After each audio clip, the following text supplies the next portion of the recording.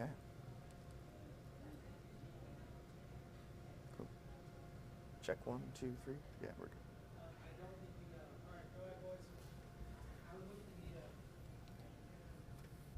Hey folks, welcome into the News 12 Now Desk. Thanks for joining us. Nick Proto alongside Sports Director Dan Booth here. And today is a very special day in the world of high school basketball for our local teams. We've got the Westside Patriots heading down to Macon for the Class 2A Boys Championship, defending their title. They're the lone Augusta team represented in Macon this year. So Dan, you've been catching up with the Patriots for this week and really all season. So you caught up with them as recently as this week. How are they doing going into this one? They're like the cliche. They're trying to keep it like every game. I mean, you know, Coach Jerry Hunter. He's always very even keel, knows how he wants to go into these big games. He's had some success himself with Westside winning last year, and then also with Laney back in 2012, as you outlined the other day. So they're one of those teams where familiar territory. They know what they want to accomplish, and they know what it takes to get it done, especially some of the seniors who were on this year's team who were a big part of last year's roster. Yeah, and that was this talk last year was they were so young. They had, Kaylon Hudson, who you see here, and Jalex Ewing and Amari Tillman. Those guys were the juniors last year, now the seniors. DeMarco Middleton was the sophomore, kind of running point for them, now the junior. So they were a very young team last year, a lot more seasoned this year. And one of the things that I've noticed about them is their schedule has been so brutal. So they're in that ruthless 2A region that they've got with Butler, who played in the state championship last year, with Thompson, who came down from 3A, who made the Final Four last year. They've got Laney and Josie, who are always tough out. So Glenn Hills, who's been kind of good and bad in recent years. So really just a tough region overall, and they've kind of pushed through it. And then also you add on to that their non-region schedule. You look at, they took on Grovetown, who was the defending 6A champs, lost that game by 6 points. They took on Cross Creek, the two-time defending 3A champs, and they blew them out of the water. They took on North Augusta, who was undefeated through the regular season. So they are so battle-tested. Is that how they're feeling going into this? They are, and that's something I spoke with them about earlier in the week as well. This team, and really it's been a theme for a lot of our local teams. Grovetown played a lot of teams from the Atlanta area too, and really they're battle-tested and they're ready to go, and they feel like they can play up against anybody, and they've proven that this year with being able to run away from the teams that they should be running away from, being able to win these close games, especially in the state semifinals against Columbia, where they only won that one by 3, but their execution down the stretch was on point, and because of that helped get them over the hump and put them back in the state championship game with a chance to repeat. And when you think about where they've been this season, this long journey, especially for the seniors and a lot of these younger players too, because they do have a lot of young guys who are stepping up and playing new roles this year. I mean, DeMarco Middleton's one of those guys who's starting for them this year, who's really, he had a smaller role last year, stepped into some bigger shoes this year, and has just done everything that this team has asked him to do. And it's been a really fun ride for this team because they just know how to have fun. I mean, and you can see from some of this footage from practice, this was last week, and having the opportunity to see them. Anytime that they're having a water break, they're out there throwing alley-oops and having fun, trying to do their own thing, and trying to keep the atmosphere loose, but also knowing what they're trying to accomplish this year, which is bring back another state title. Yeah, you just never know when the next highlight's coming, whether it's Jalex Ewing, whether it's Kaylon Hudson. These guys are just walking highlight reels. But that Columbia game kind of felt like the game for them.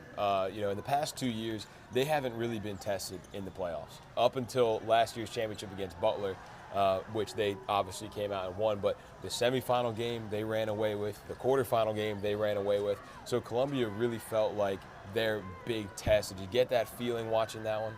You know what, I did, and I think that one of the other themes for this year in general too is a lot of the other teams, because they are the only team from Augusta left standing and the only Georgia team in our viewing area that's still standing. And one theme for a lot of these teams this year is that they haven't been able to cash in these big moments when the game has been tight down the stretch.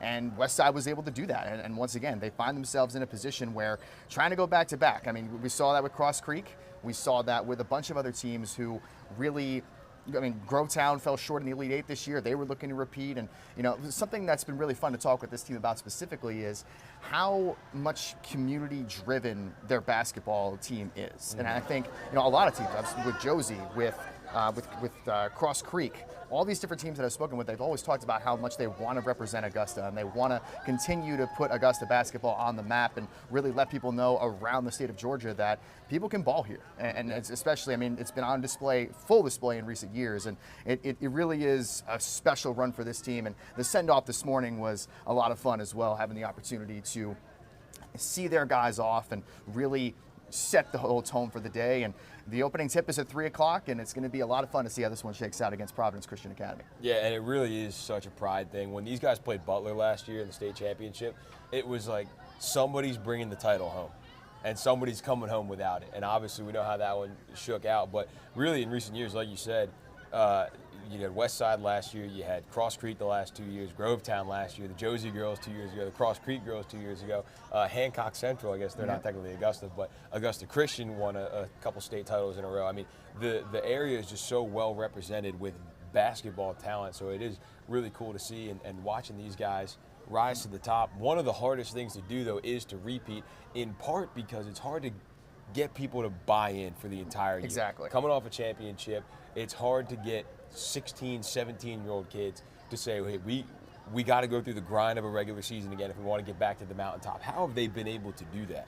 I think a lot of it has to do with Coach Jerry Hunter, actually. I feel like every time I've spoken with them, all the players have been so complimentary of him, talking about how he approaches the game the same way, and knowing the success that he has had, and really leaning on that and his leadership and continuing to get the best out of all his players. And, you know, once again, filling this roster this year, especially after you win a championship, you know, like sometimes things kind of fall out of place, or, you know, you don't always have that same drive as you mentioned, or the same players coming back. Being able to fit it all together like a puzzle this year and really continue to get the most out of his guys, I think that that is something that has been a big sticking point for this team this time around. And, you know, they're one of those teams that just loves to get out and run. And you can tell when they're playing at full force, because if they're moving, then there's very few teams that can stop them on when they're moving the ball. So I think overall, it's been impressive to see everything this team has accomplished this year.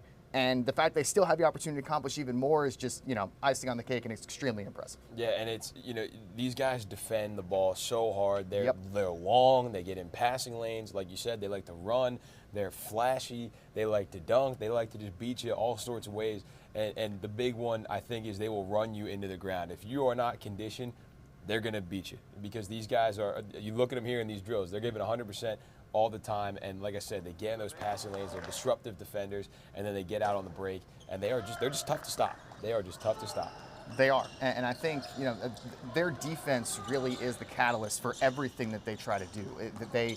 You know, you mentioned jumping in the passing lanes. I can't tell you how many times I've been at their games and they just find ways to find that spark. They might not be doing as well as they want in the half court, but then on the other side of the floor, they'll leak out, and the next thing you know, someone's throwing the ball down, and the entire gym is just rocking like crazy. And then once the fans get into it, which we know they're going to be representing today in Macon for sure, you know, that at that point, it's game on. Yeah, and such a big piece, too. You kind of talked about filling in the holes that get left when, you know, seniors graduate and whatnot. The nice thing is these guys really didn't lose a lot senior-wise. Mm-hmm. You know, the big three that we always talk about with this team are Hudson, Ewing, and Tillman, and then, of course, Middleton as well. It kind of feels like the old Celtics of the mid-2000s, you know, the big 3+1 when we're talking about Garnett, Allen, Pierce, and Rondo. And that's kind of what this team feels like. And having that core come back, and they're not just great players, they're great leaders as well. If you watch them play, these seniors just know how to lead this team, right? They really do. And I think setting the tone of practice, you know, getting there early, making sure, you know, and once again, having the opportunity to throw alley-oops and do stuff like this and keeping it light is cool, but they also know that when it's time to flip the switch and be in game mode, or to capitalize on every second of practice, that's what they do. And that's a big part of it. I think a lot of, you know, everybody can see what you do on game day, but those moments in practice where you're putting in the grind, you're doing all the little things, whether it's weightlifting, whether it's, you know, conditioning, all those extra sprints, you know, that plays a big role in a team's ability to get to this point, because your cardio at that point is going to be incredible in the fourth quarter, and that mentality, it continues to exist with this team. And, you know, I think just in my short time here, one thing that I've really appreciated about Westside is their attention to detail is incredible, especially on the defensive side of the ball. The way everybody moves like one. You know, I think that's the tricky part too, especially at the high school level, being able to get guys to buy in on the defensive side of the ball, because everyone wants to go out there and drop 30 and score and dunk and do all the different type of stuff. But if you can do the little things on the defensive side, then all of that other stuff just becomes a million times easier. Yeah, when we looked at their schedule, they had a couple of hiccups early in the year, but again, those were against teams like North Augusta, like Grovetown, the teams that are coming off of state titles or going undefeated this season. Do they feel like they're playing their best basketball right now? So every time I ask that question, the standard answer is, we always feel like we can be better. But it does feel like, especially as we outlined a little while ago, that win against Columbia was huge. I think that put them in the mindset saying that, early on in the season 2, they told me, why can't we do it again? And I think with the way that they've played over the last several weeks, you're really starting to see that belief and that drive come into play where, in all honesty, there is no reason why they can't come back with another state title and just continue to further the legacy of these kids, of this program, of these schools, of Augusta basketball, all these different things. And something that a bunch of the players always tell me too, it takes 12. It takes 13 in this case. It takes everybody out there doing their thing, whether you're on the floor, whether you're on the bench, whether you're doing different things at practice to get everybody ready and pushing people, whether it's a defensive thing, offensive, whatever. It takes everybody to continue to drive the bus. And they are all bought in and they are ready to go. And I'm really excited for today. I think I'm excited to see some dunks on some fast breaks. I'm excited to see some big plays in crunch time, and it's going to be a crazy atmosphere over in Macon. Yeah, and I wish I had prepared this a little better, but there's a dunk last year from Jalex Ewing, and it was great. It was in the state championship game, and we asked Jerry Hunter about it after the game. And he said, man, Jalex kept letting the ball up. And I told him, man, go finish above the rim. And sure enough, it's a 3-on-1 fast break. He's running the break on as the one, and he just did pass, went up over everybody and dunked it. It was awesome. Sparked the win over Butler. That was good stuff. But that's the kind of stuff, those highlight plays, like, yeah, they're fun and they're cool and they're going to be on Twitter and ESPN and everything. But they spark offenses too, and they spark a crowd, and they spark your defense. And when you can make those momentum-changing plays, that shifts an entire game. And with these guys, you just never know when it's coming. No, you don't. And I think because it happens in the blink of an eye.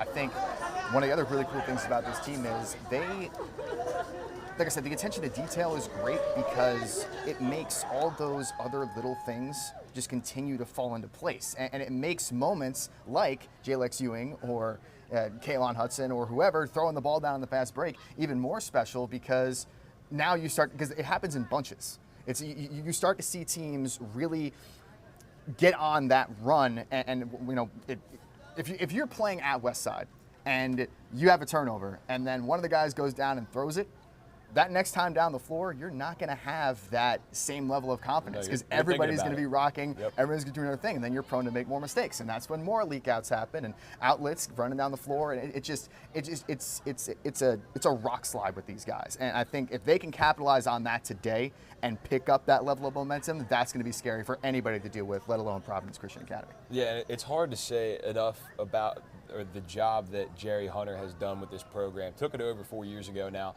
and they hadn't done a whole lot of really anything, but you saw it in each of his first 3 years, just building up.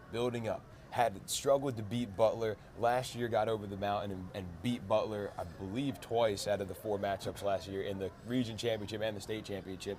And then this year has just turned this program into a flagship program. Our friend Kyle Sandy over at Sandy Spiel has had these guys ranked at or near the top the entire season, and it's just a testament to the job he's done. And he's one of those guys that success follows him. Won a state championship at Laney, like you said before, won one here at Westside, now looking to win a third. I'm sure there are Augusta basketball historians out there that will correct me if I'm wrong, but I don't know many coaches that have won 3 state titles here in Augusta. I'm not sure of that exactly. If you know any, let us know. But just he's done such a good job with this program. And to that point, you always, or in general, being able to have success in general is extremely difficult.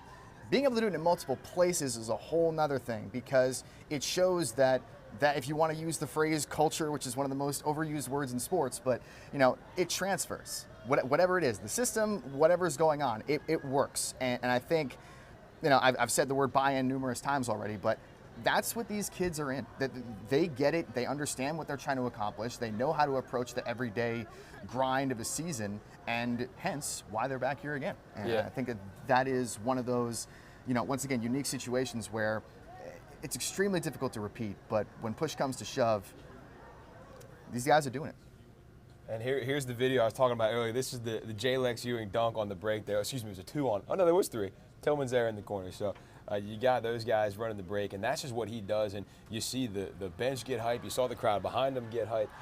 This is just the impact that these big plays have on games. But I wanted to go back to what you said about culture and Jerry Hunter creating a culture here. And yes, it's absolutely an overused word, but it's a meaningful word. And especially when you see the results of it. It's one thing to come in and say, hey, we're going to change the culture of this program. It's another thing to see it. And this is something that we have seen now for a second year in a row here at Westside. Regardless of what happens today, this season is not a bust. And this team, the culture has still been built for this team. You know, and to the point, there are still, as with the seniors now and the juniors leading the way here, there are younger guys who are getting playing time.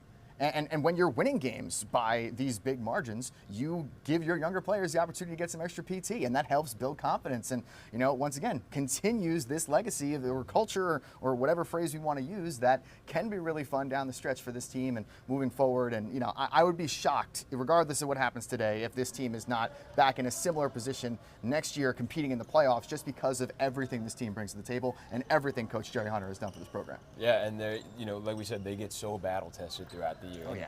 And, you know, they came down to, or Thompson came down to 2A this year, and everybody was like, I can't wait to see Westside and Thompson. Well, if we look at we go back to the schedule here, I believe Westside got them twice, one time by 30 points. So these guys are just such a tough out for everybody. Lost, looks like 1 region game, 2 region games all season. But to your point again, going back to the young guys getting important minutes, this isn't just in, you know, season opening games against random 1A schools. These are in playoff games. I mean, they beat South Atlanta by 33. They beat Sumter County by 33. They beat Vidalia by 45. I mean, these are all playoff games that these young guys are getting minutes in. You know, and to that point, I love using the phrase iron sharpens iron because in reality, that's exactly what's happening. I mean, you can just see from the video here that they're pushing each other in practice. And in addition to everything they do when it's game day, those moments where, you know, you're getting a little bit extra out of somebody at practice or, you know, that extra inch, whatever it is, they just find a way to get it done and they continue to get each other better. And that is why I'm just really excited to see the future of this program in general because when it comes down to it, they find ways to get the job done, and really, it's very exciting to see them play, for sure. Yeah, you talk about competition. These young guys are going to get no better competition than the older guys that they're playing in practice every day. Because again, they're getting in those, you know, those late game minutes, maybe going up against other teams' second, third lineups. But in practice, they're going up against some of the best players this state has to offer. So really good for them and really good for the future of this program. You got to be excited if you are a Westside Patriot alum or fan or whatever. You got to be excited for today and for the future. So, Dan, we've got a 3 o'clock tip-off over in Macon. It's about 11:45 now, so we'll let you get on the road. I know you got to get out there so you can get yourself situated, but we do appreciate the insight, talking a little bit about this game, giving us a little preview, and of course we will be cheering for Westside. I know we got to, you know, stay neutral as broadcasters, but we can pull for the Augusta guys a little bit. Got our blue on here to support the Patriots. So, Dan, we appreciate the time, and we look forward to seeing you later. Thank you, sir. Appreciate it. It's going to be a lot of fun. 3 o'clock tip. You got a lot of things going on. I'm going to have coverage at 5, 5:30, and 6, and throughout the evening in general. It's going to be a lot of fun. So there you go. Be sure to follow along, and good luck to Westside. Have a good one.